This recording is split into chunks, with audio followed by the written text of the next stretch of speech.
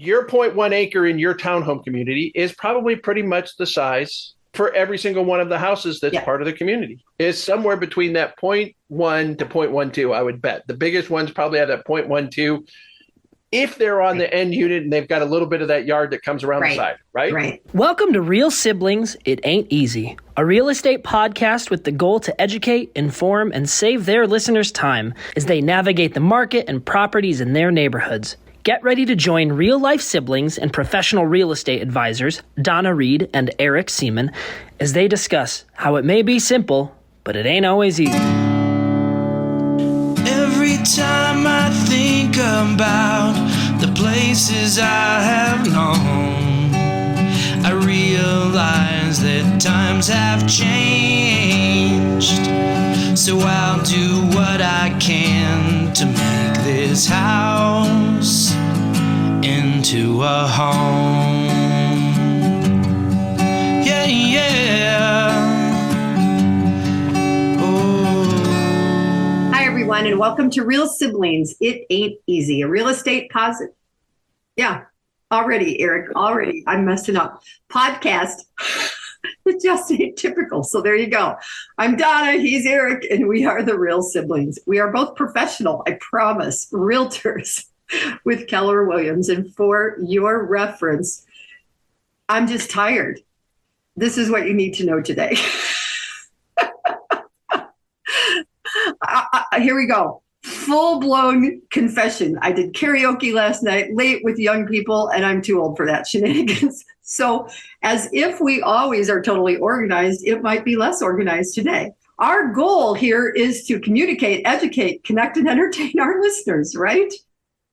Yes, I know that. Just in case you didn't. The last podcast, we talked a little bit more in detail about some facts and numbers and things. And this time we're going to go back to lifestyle a little bit and talk about sizes of homes, sizes of villages, things like that.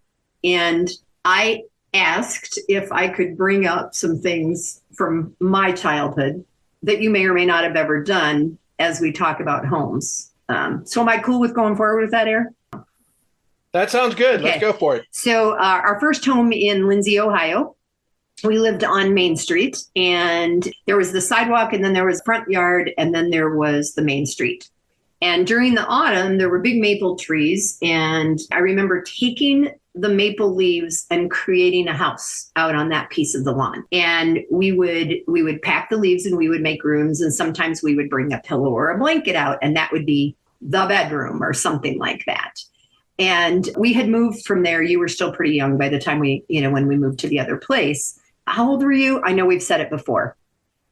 It was 72. So I was 7. I was going to have my seventh birthday. Okay. So you didn't necessarily experience this, but there was a huge maple tree between our house and the Weavers, Mrs. Weaver. And then the other thing is at the elementary school back there, it was surrounded by what I guess I would call almost like chain link fence. It was just a wire fence. And in the back corner of the schoolyard, back by where we had a high jump and a pole vaulting pit and things like that, there were tons of trees back there too. So when the leaves would fall, we would pack those into the fence and we would create walls and build a house or a fort or whatever. So homes and houses are something that are in our minds from the time we're little kids. And then you mentioned snow, right? Right. For me, I never used the leaves. Leaves were made for jumping in and burning. The massive public works group from Lindsey plowed the roads. And I think we had one truck that hooked a plow onto it that they plowed the roads, right? The snow, because of the volume of snow we had several years in a row, not just the year of the blizzard, but other years where we had an exceptional amount of snow, we would have piles of snow that were up in front of our house that were 5-6 foot tall and solid pack. And I'd take a shovel and dig in and you'd make the igloo. Interesting. And that was on Lynn Street then. That was on Lynn Street. Yeah, not on Main Street. We wouldn't. Main Street had to be more clear. They couldn't push snow off. I mean, we ended up with the big pile because they didn't put it in front of the church.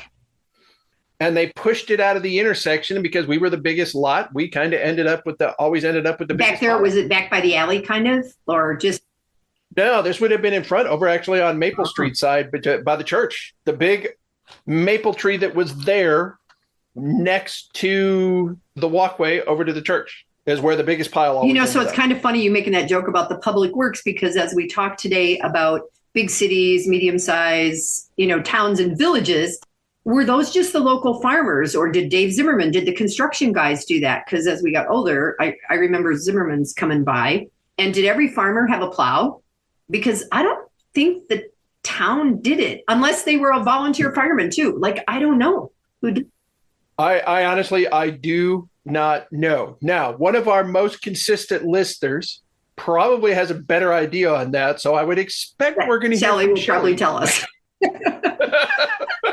Help us correct our misremembering. And you know what? Rachel might also, or Daryl or Russ, some of the people that we had on last year. Yeah, well, I think I just picture the one truck, the same truck that used to fog the streets for mosquito season, was also the same one that would haul off big trash if we had a flood, if we had a tree branch or something like that had come down in some storm, was also the same one that had a plow that hooked on front of it, and they'd plow the streets. Anyway, that was just interesting because that kind of wrapped into what we say. I think Main Street, because it was 590, might have gotten a little bit of attention from the county. If we had county trucks that came through. But when we were down at the end of the road on the north end in our last house before we moved back to Arizona, I remember one time the weather was so bad that, I don't know, Gil must have been at work, and Dad was taking me to get groceries, and the driveway was clear when we left and then plowed in when we came back. Oh, the straight, you had come down and now you had that big pile and you couldn't get in the driveway. So I had to get out and walk groceries up to the house and stuff like that at that point. Clearly, you can't plow the main street, and not block somebody's driveway. And it was up to us as the homeowners to do that. So tell everybody kind of what your thoughts were as we ventured into this arena. Okay, so when we're talking the homes and that sort of thing, for me, it is about size and what's, I'll say, an appropriate size, and how people see size, lot so distinctly different. So the lot or the house? For the lot, the house, the neighborhood, the city. We started and we mentioned the public works. So the closest town, even though I officially live in a town called Pipe Creek, which is not a town, it's a post office in an intersection. It cannot be incorporated because there's not enough population to become an incorporated town. It is a zip code. But next door is the city or town of Helotes. Helotes now is inside the official perimeter boundary lines of the city, approaching 15,000 people. How many was it when you moved there, however many years ago? It was half that. That's what I thought. Yeah. Yeah, we've been out here 22 years. It's more than doubled. And I mean, we got out here in 2002. It hadn't incorporated because again, it was not big enough to incorporate. There has to be a certain population number in the state of Texas in order for something to be officially large enough to be incorporated. And then the citizens who have to vote on that in order for it to happen. That's 2,500 people.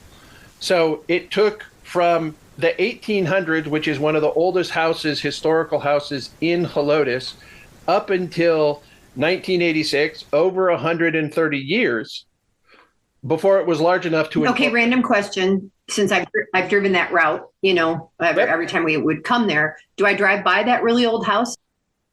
You do not. Oh. It's off on a side street. The Marnock. Is that where that Mexican restaurant is that basically had the floor falling? It's near where the El Chaparral Mexican restaurant is at. Yes, it is close in that general vicinity. But now it's doubled in size. And a lot of the original houses were on much larger tracts of land. And as we get closer and closer, those lots get smaller and smaller and smaller. And I feel like anything less than a quarter acre is small. And we know that the standard dimension now in our area for a new builder going in and building and developing in a subdivision is between 0.16 to 0.18 acres.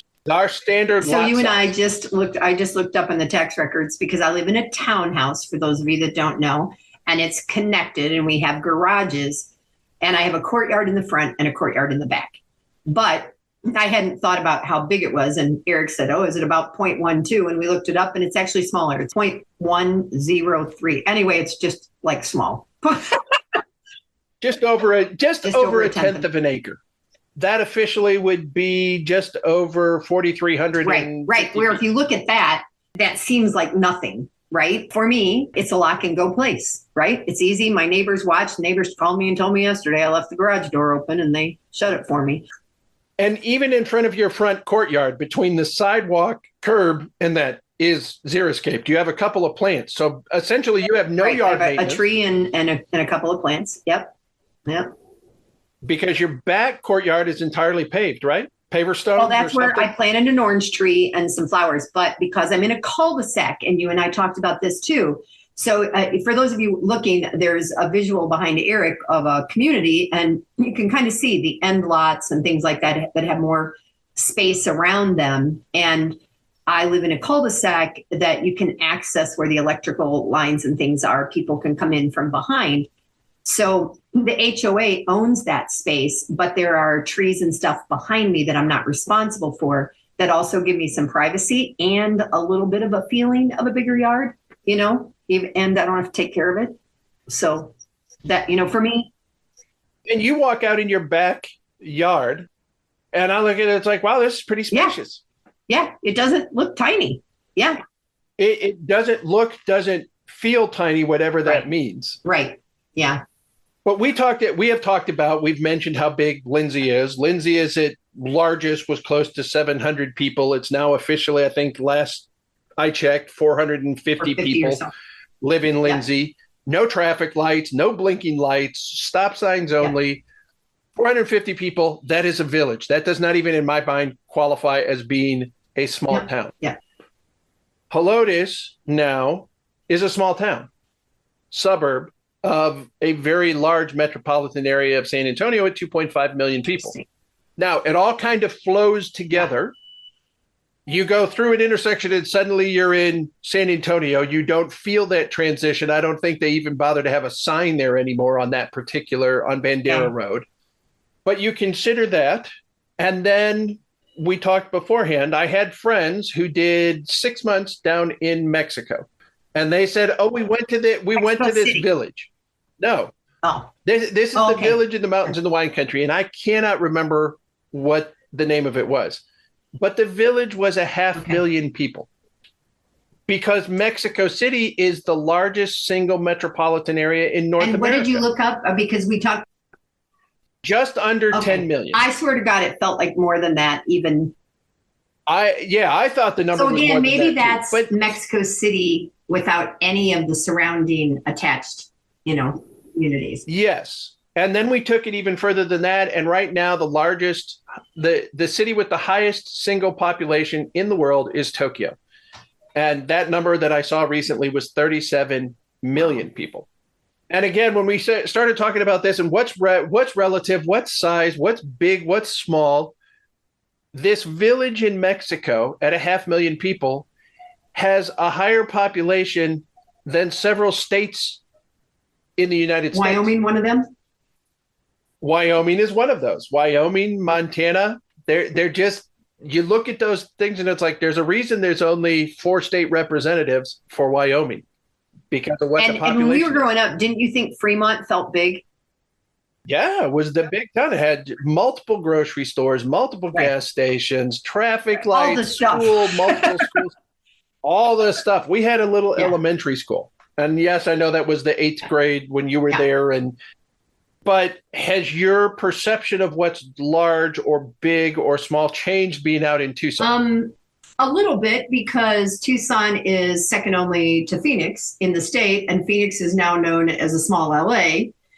Because I think there's this whole not only miles and circumference and stuff, but also tall buildings. We don't have a lot of tall buildings. So even though we are a city in the state, I mean, there's like Phoenix, Tucson, Flagstaff, right? Those are the 3 major metropolitan areas in the state of Arizona.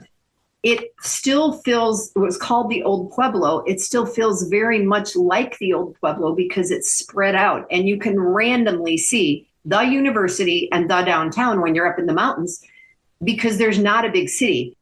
San Antonio, way more city-like when you get down there. I can never remember like the 16 and the 1604. Which is the main one that we turn off when we head to your house? You turn off of 1604 on the Highway 16. So if you're in San Antonio, it is the loop 1604, which ties into a rural highway, like Highway 16. Would have been like 590 going and maybe Lindsey. Because we only have one interstate around our city, I-10, right? And it doesn't make loops around like in Phoenix and like in San Antonio. I mean, I kind of feel like as soon as we hit anymore the 1604, we're in town, you know, from your place. Whereas I don't know that 20 years ago I felt that way so much. So I can only imagine how you feel. Yeah, there were places that you used to feel like, well, heck, between San Antonio to Austin, if you're on Interstate 35 and you make that drive, you used to feel like you left San Antonio. You went past a couple of exits that had towns that didn't even reach to the highway, Cibolo, Shirts. You got up to New Braunfels. You had gone a stretch where you were out in the country. Then New Braunfels to San Marcos to Austin. That now all almost completely ties together. The megalopolis or whatever, I think the term that they use. And honestly, there have been recent conversations about creating a central airport for the two cities, just like Dallas-Fort Worth has, that there will be an Austin-San Antonio central airport, and they need to start planning for that now in order to figure out where it's going to be, allocate the traffic. And honestly, it probably would be someplace north on 35 between San Antonio and between New Braunfels and San Marcos would be the one that would make the most sense to be a regional airport serving that area now. Isn't the San Antonio airport already off 35? No, it's over off of Loop 410. Okay. Anyway, we can talk about and 281. And part of my thought process on this indicated by several different things. If you remember back when we had Teresa on, when Teresa Barnaby, our friend, had joined us, and she talked about being from a small town. Her town across the Ohio River in Virginia was 12,000? 10 times larger than at least what we grew up in. So small town. Yeah. With factories and stuff. And Lindsey always has been farmers and bedroom community. Always. Right? Right. And then we had talked about the fact that our house that I live in on our 13 acres, that's a huge piece of property for some people. But it's not big enough that I can really, they're to a point now in our area where they would restrict the number of animals I could have if I had a real agricultural process and an exemption here because of carrying capacity for the land. You have to have more land to have more animals. And a farmer knows that, but that the government has to step in and say, no, this is all you can have on that small piece of property. And if you've watched the video, you just saw me do air quotes. Listening, I'm pointing that out to you because 13 acres is a small property. Even my neighbors, I've got neighboring properties that are 100 acres. Wow. You know, I know that we've talked about this as a family. You've been out in the country for a while. That's always kind of what's drawn you there. Dan, when he finally sold a home after 30 years, they moved out to the country overlooking a lake and stuff. You both were kind of biology outdoors. You were always those people in our family that wanted that. I don't know that I had any idea about anything. No, you were building houses with leaves in the front yard. There, I was busy doing that. And you were already doing a tiny home back then because the front yard in Main Street was not the largest front yard. If you were making bedrooms and a dining room and a kitchen in there, it might have only had 2 bedrooms. I don't remember the details of it. But now Ken has gone more. He's in a town and he's got a pretty backyard, but nothing like what he had when he was in Virginia or in Mississippi, where they had, where he was kind of very rural. So I have any of the communities near you, again, I keep looking at the picture behind you, Marana, which is one of our suburbs, or Marana, has made us, there's a rule about the amount of green space they have to have. So as the desert has grown and Tucson has grown, we only have northwest or southeast. Those are our boundaries, because to the southwest is one of the reservations and stuff. So as we grow towards Phoenix and stuff, there's going to be these breaks based on the tribal grounds and things like that, whatever we can do. But Marana makes people, their zoning allows 30% to still be green space. So what that might mean is that your home is on a narrower lot and you can practically touch the neighbor, but you have a view fence behind you and there's nothing built behind you. There might be a wash, there might be open space. So it creates that image of space, again, without maybe the maintenance, do you have areas doing that? Yes. But some of it has been development that's taking advantage of certain tax code. You're saving green space just to save green space, right? Just to say it has to have X amount of space. If you have 100 acres, 30 of those acres have to be reserved for something, right? That's what we're saying. Here, because of these protected species and wildlife requirements, there's an area to the north and east of downtown San Antonio that is perfect habitat for a specific bird, the golden-cheeked warbler. If you have land reserved for it, it gets a tax break. So there are developments who saved space to save habitat that the entire community benefits from by having undeveloped space in order to everybody collectively get the tax space because they're providing habitat for wildlife. I'm going to have to make sure my friend Beth knows this because she's very active in the Audubon Society, and I have now started paying way more attention to birds than I used to. Golden-cheeked warbler. All right. Yes. And so I have the neighborhood behind me. And you can see the curved roads. You can't, it's not just row after row after row. Now, we have developers and builders who are building that right now. And it is some of what I consider to be the most unattractive development. Here, we don't get stucco. It's hardy plank cement fiber sides. You've got a choice of 3 colors. There's nothing to it. It's the 0.16 acres. It's that 50-foot front. By the time you add a 2-car garage, it's 40 foot of foundation. You got 5 foot on either side. It goes back to a back fence. Nothing about it appeals to me. Nothing. At least the neighborhood that I pictured behind me with the curved streets adds some They've got some deep yards there. Your property is not exactly identical to the next property. Your 0.1 acre in your townhome community is probably pretty much the size for every single one of the houses that's part of the community. It's somewhere between that 0.1 to 0.12, I would bet. The biggest ones probably have that 0.12 if they're on the end unit and they've got a little bit of that yard that comes around the side, right? Right. Yeah.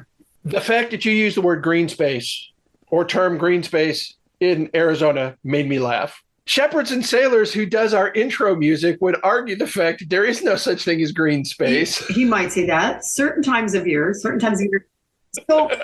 we were part of that conversation and all of this about where you are, where you're from, and all of that also then creates what's normal in our heads. So if we watch the international housing shows and we're watching Singapore or Japan or whatever, and we see the tiny spaces they live in, we kind of, like we as Americans can be like, we freak out. And I have just had 2 conversations in the last week and a half to 2 weeks. I think I told you we have a new pastor that came here, and he's a Pacific Islander. So he went to seminary in Tongo and then did his first appointment in Page, Arizona, which is up north. And he told me he had a 5-bedroom house. And so in my brain, he had a big house.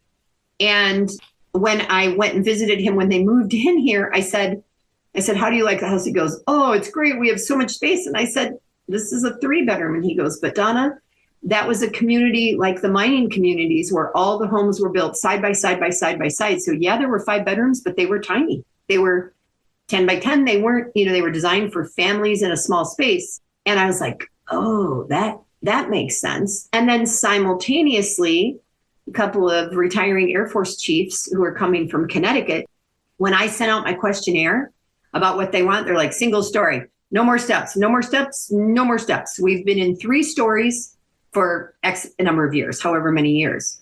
So what has been their normal there isn't going to be the normal here. And they are looking for single story, more ranch style with view fencing and space behind so that they don't have that closed in field. So it's just, it's fascinating to think about what becomes normal depending on where you live and what your expectations are, right? And what you, I'll even say maybe psychologically, you have to go through. Yeah. To go, I'm in 2,400 square feet. When we had Evie on in episode 44, she used the terminology about someplace you're going to age in place. Yeah. Guess what? When I bought my forever home 22 years ago, I was 36 years old. I just had my 59th birthday. The idea of taking care of 13 acres continuously and the house and everything that goes with it going, I can see why people downsize. Yeah. Yeah. Well, so all that land and the space and the beautiful views that you have also then become the care and the maintenance associated. I was cutting some trees down because we have some sumac trees, which were starting to get a little bit too tall and starting to block the breeze on our screen porch. And getting tall enough that they were obstructing Jeannie's view. Not mine yet. That's kind of steep outside there. I know. That's how much the trees have grown. I'm like, oh. I'm cutting down trees that were 12 to 14 feet. Wow. Now, trees that were that height that had a 3-inch trunk. It's not like it was big. It was not like it was big work. Yeah. But just the mere fact that it's there and you're going, oh, we're feeling closed in. Yeah. Yeah. And we're on 13 acres. How can you feel closed in on 13 acres? That's part of this whole conversation. What's house? What's normal? What reasonable from a size standpoint? Yeah. I think the picture you left up behind you, which I know everybody can't see, reasonable. It's the toilet refrigerator, right? It is. It is apparently. And it's funny to think about. Somebody did this. Somebody somewhere did this, right? It's got, and I'm going to tell you that some of the drinks in there look like the drinks from Mexico and stuff, just the label. Oh yeah. All the ones on the door. Yeah. Yeah. So who feels inclined to have a toilet with a refrigerator attached? Because that's all the space you have. And so you gotta fill it. And this goes to our clients that say, I'm downsizing. I've got 6,000 square feet. I need 3,000. And then the other people who are like, there's no way on this earth I want to take care of 3,000 square feet. I live alone. I want to be able to go alone. I don't want to pay a housekeeper that much. So what's normal in what area? I have a friend at our brokerage who has a listing that will go live this coming week. It is a small municipality that was originally a suburb of San Antonio. Like many other suburbs, it's been completely consumed. We've talked about that in several episodes. Yeah. It sits on 3 acres. They built an 11,000 square foot house, and they've been in it for 3 years. 11,000 square feet. Wow. Ooh. You sit there, if you're living in 2,400 going, what do I do in a space that's 5 times this size? Yeah. Yeah. How many bedrooms, how many bathrooms, how many whatevers do you need? Yeah. Yeah. And I know you see the listings too that come out of California and the latest celebrity, the stuff that's making the news. And yeah, I think it's Chris Pratt trying to sell one of his places just recently. And it's like, he's having trouble selling the 6,000 square foot. Is that because it's too small for a celebrity's house? Is it because of where it was located? Yeah. What is it that? Yeah. Because heck, I could live comfortably in 6,000 square feet as long as I had somebody else to help do all the cleaning and everything for it. Yeah, exactly. I'm always like more towels, more toilet paper, more mops, more everything. I don't know. I'm I would rather take my money and travel abroad. Travel abroad. Yes, you would. Yeah, what do we want to use? You'll make it to Portugal before I do. I know you will. Did you want to go to Portugal? Did you? I'd go see Ariel and Tucker. Oh, that's right. Yeah. Yeah, I'll probably get there before you. I don't know. But who knows? Who knows? This year it's Italy. So. All right. So yeah, it would be interesting if anybody wants to chime in. Both of our emails are always at the bottom of every single one of our podcasts. And you can send us a message. You can respond on your different player. You can respond on what is big, what's important to you from size. Is it lot? Is it city? Is it the house? Is it the all three? Is it one that dominates the other? There's so many things that can go directions in this conversation, but that's size is relative to what you're used to and what your expectations are. Before you close us out, I just think it's interesting to remind our listeners that we chose the 16th and the 28th because of our birthdays. And so you just had your birthday, June 16th, and mine. 89. Yeah, and mine will be pretty soon. We'll all be in our 60s for like a minute. Next year, one more year that we're not all pushing 60, and then Dan's already going to be at the upper edge. Yeah, and so we're 9 years apart. So these come out on the 16th and the 28th, which were the dates that we chose based on our birthdays. And got to say thank you to my brother because he's always the one that gets that work done. I just upload these videos, and you see what you see. And if you look at the videos, you know that. Anyway, so Eric, why don't you wrap it up for us? All right. Thanks for listening. Thanks for joining us. We do not take it for granted that you take time out of your day, your week, your month in order to spend a little bit of time listening to us go a million different directions. As we conclude this episode today, we hope that our conversation has made you think about where you're at, what you do, how you chose what you do, and maybe if you're in the process of making a change, think about it ahead of time. Where you want to go, what size is important to you. Right. We grew up in an idyllic little town. We've talked about that today, from building leaf homes to snow igloos. That is part of our memories. Our goal is to help you find a place for your family to call home, build your memories, and create a wonderful life. Remember, we're both real estate agents. Donna's in Tucson. I'm in San Antonio. We're connected all around the world. We can help you in our regions, our towns, or we can help refer you and connect you with a great real estate agent around the world. Until next time, I'm Eric. And I'm Donna. And we are Real Siblings. Every time I think about the places I have known, I realize that times have changed. So I'll do what I can to make this house into a home.